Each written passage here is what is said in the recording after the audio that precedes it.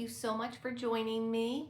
My goal is for you to never be bored again. And so I will throw out in each short video 3 or 4 things to do.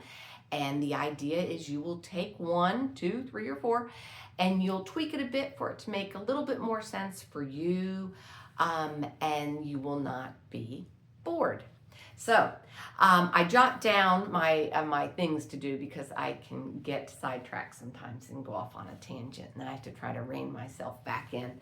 But the first thing today, I have done this before, and I love it. Okay, so if you are out and about, whatever you're doing, and you hear something beautiful, if you are walking on the boardwalk and you hear the waves are just pounding, record it. If you are walking a few blocks to work and the birds that morning are just, oh my gosh, are just going crazy, all these different birds singing, record it. If you, I was on vacation with my mother and my brother and my sisters for a big milestone birthday. My mother took us to Ireland. It was the first time aside from Bermuda that I had ever been out of the country, and so I was really excited. And what I did was, we were in a town and we lots of churches, and there was a church that had the doors wide open, and there was a children's choir in there singing, and they were getting ready for Easter.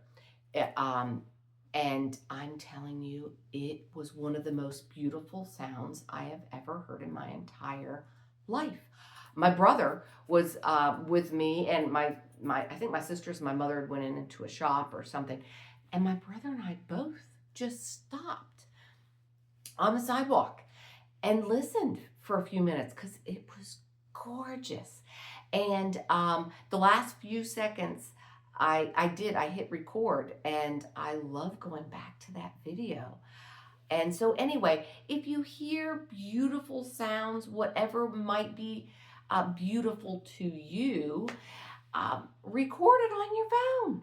Just because you will want to replay it and hear it again later. And yeah, it's going to be a 2-minute loop, but what a quick little mental break. What a little quick getaway to just come across that on your phone, or to seek it out and play it for a couple of minutes and just kind of close your eyes and relive how beautiful it sounded to you.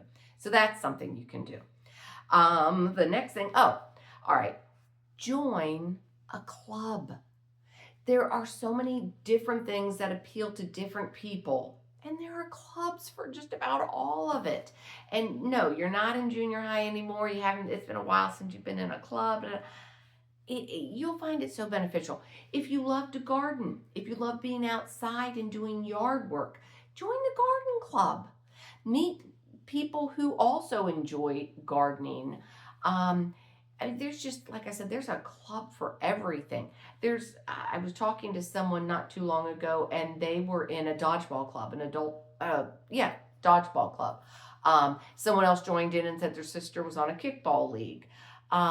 So there's clubs for everything, hobbies, sports, different interests. So consider doing some research and joining a club.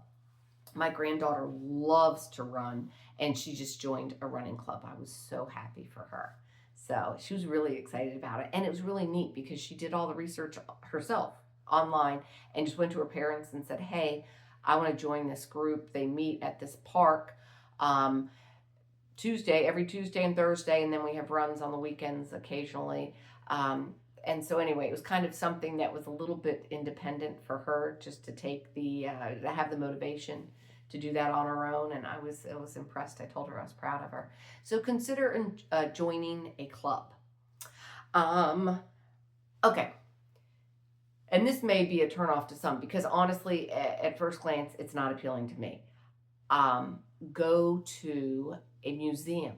Now, I have a friend who is retired, and they take their travel budget and they go all over the world looking specifically for different museums. They love the arts.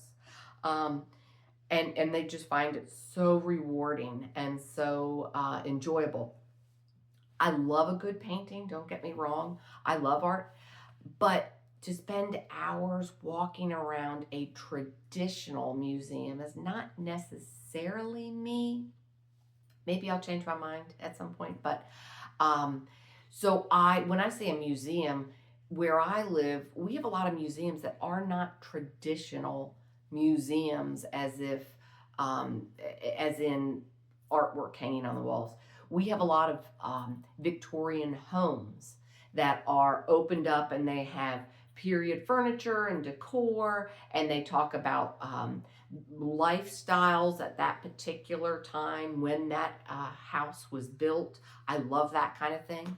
There's children's museums, and you're just basically doing a lot of fun stuff with the little ones. Um, there's all kinds of different music. My friends went to Philadelphia recently and went to a medical museum. And the way I'm kind of squeamish, it didn't appeal to me, but they were fascinated. And so if you're anything like me, don't let just the word itself, museum, turn you off, because do a little bit of research in your area. There's car museums, there's all kinds of different museums. So consider going and visiting a museum. So thank you for your time.